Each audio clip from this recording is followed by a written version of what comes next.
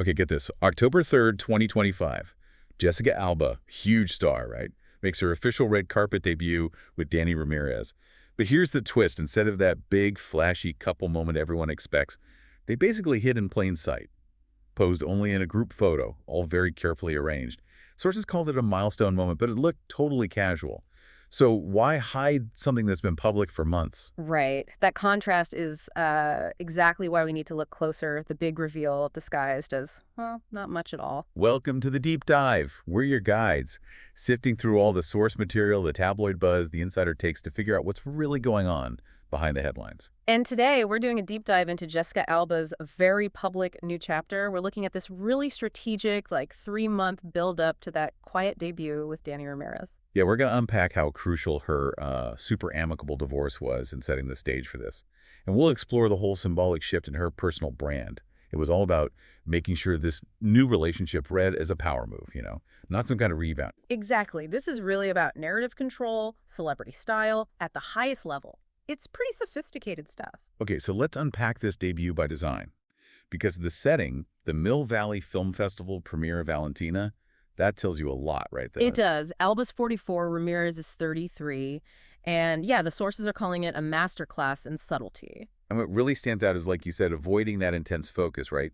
The usual couple's portrait puts all the pressure on the relationship. Every look, every touch gets analyzed. And they just sidestepped it entirely. They blended into this supportive group, Keyla Monterroso Mejia, who starred in Valentina, Desi Perkins, others. It became about the ensemble. So it wasn't, here's the hot new couple. It was more like, Here's a team celebrating a film. It diffuses everything. If a magazine wants just the romance story, they have to, awkwardly crop the photo. which instantly makes their angle look a bit forced, maybe less official. Exactly. It's a subtle way to manage the coverage intensity. And, crucially, the night was framed around her professional role. She's an executive producer on this film. Right. So Ramirez being there reads as supportive, modern. He's championing her achievement. Which flips the script, doesn't it? Yeah. Usually it's the woman as the plus one. Here, he's supporting her producer role. It fits perfectly with this whole reinvention narrative she's been building. The mogul, the producer, and her partners there cheering her on. Precisely.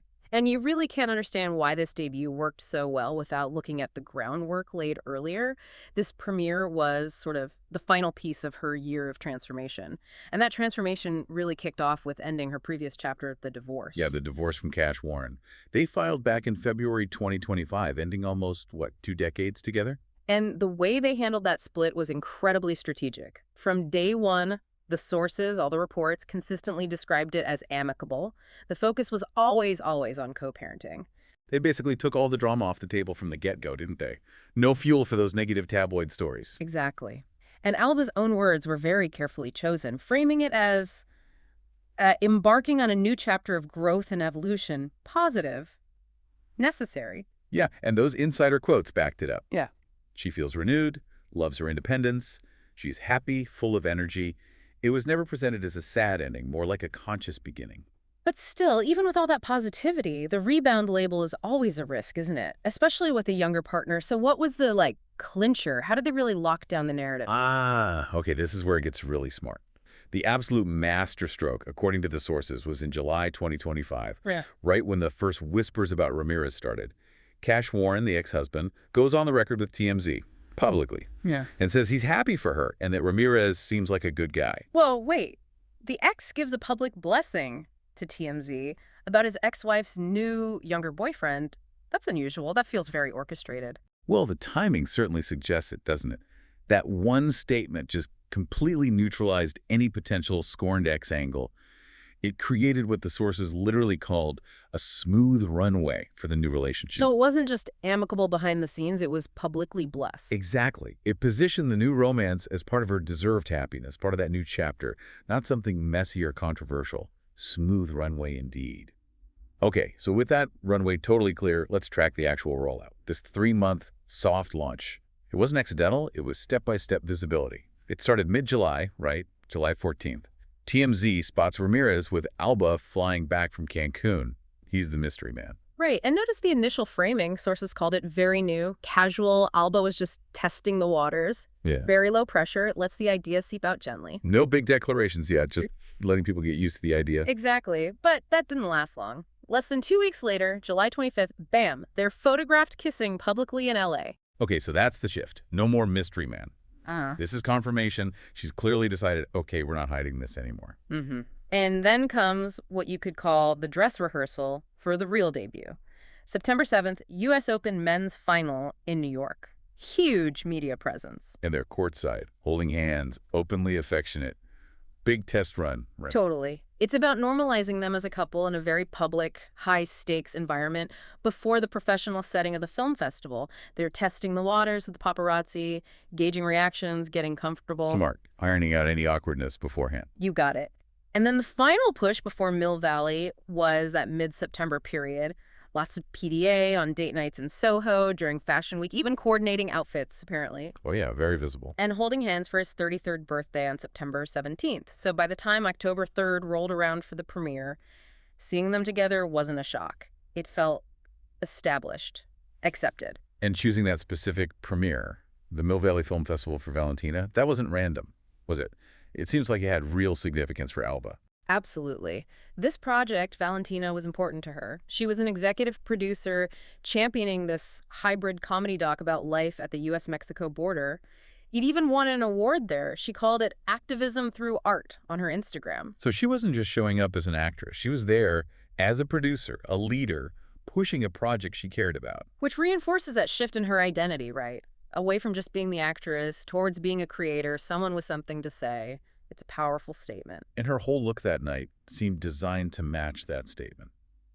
The sources flagged this office siren-coded style. Yeah, that's a great description. The strapless gray vest, the tailored pants, the blazer. It's professional, it's powerful, but still feminine and assertive. It's boss attire. It's definitely a different vibe from, say, the honest company mompreneur aesthetic we often saw. Totally different. This says, I'm here to talk business, to talk serious film. It commands a different kind of respect. And the hair.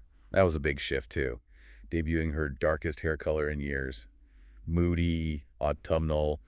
Quite a change from the summery blonde highlights. That felt very symbolic, didn't it? Like closing the door on the breezy summer of fun where the relationship started and stepping into a more grounded, serious phase, both professionally and personally. A visual signal of the new chapter taking hold. Definitely. And Ramirez. His outfit was smart, dark, but crucially understated.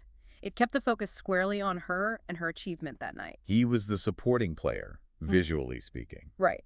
Which, again, reinforces her position as the one in the driver's seat. Yeah. And when you look at them together, it's this really interesting modern power dynamic. Because Alba isn't just a famous actress anymore, she's a mogul. Oh, absolutely. Her acting career, Dark Angel, Sin City, trigger warning is huge, obviously. But The Honest Company, that's a whole other level. Co-founder, took it public, multi-million-dollar empire. She's on Forbes' self-made women list, Fortune's most powerful women entrepreneurs. She's a genuine business force. Which completely changes the dynamic of her dating someone younger. Right. It totally does. Her financial independence means this relationship isn't about needing security. It reads as a choice based purely on connection, on mutual respect. That's a huge part of why it lands as a power move. Meanwhile, Danny Ramirez, while maybe not at her mogul status yet, is seriously on the rise. He's not some unknown. Not at all. He's had some big, noticeable roles. Top Gun, Maverick, that was huge for him. The Last of Us, Black Mirror. These are quality projects. And the Marvel factor is about to kick in big time. Oh, yeah. He was Joaquin Torres in The Falcon and the Winter Soldier, and now he's officially taking over as the new Falcon in Captain America, Brave New World next year, plus Avengers, Doomsday after that. His star is ascending fast. So it's not like she's slumming it. He's heading towards her level in the industry. Exactly. And they both have interests behind the camera, too. Ramirez has his own production company. He's directing.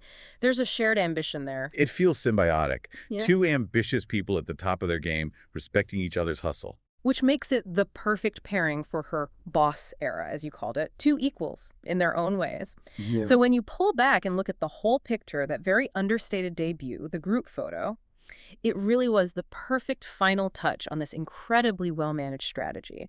They successfully navigated the narrative from, a potential casual fling story to something that feels like a solid, committed partnership. And crucially, it all reinforces Alba's personal empowerment narrative. Yeah, that whole idea of her being pretty unapologetic about her life and just wanting to enjoy as much as possible. The romance becomes part of her taking control, not something happening to her after the divorce. It's proactive, not reactive. And by choosing how and when to make that debut, surrounded by colleagues, celebrating her work, looking like a boss, she defined the moment. The moment didn't define her or the relationship. And the result, the conversation shifted, didn't it? Less focus on the divorce drama. And much more focus on her professional power, her confidence, her seemingly joyful next phase. That's the win, strategically speaking. Complete narrative control. So the question maybe you should chew on is this. In Hollywood, an industry that thrives on spectacle, what's the real power in deliberately underplaying your big personal moments? When hiding in plain sight becomes the loudest statement you can make. Well, what does that tell us about fame today? Definitely something to think about. You've been listening to The Deep Dive, where we uncover the stories shaping Hollywood, music, and pop culture. Thanks for tuning in, and we'll catch you next time.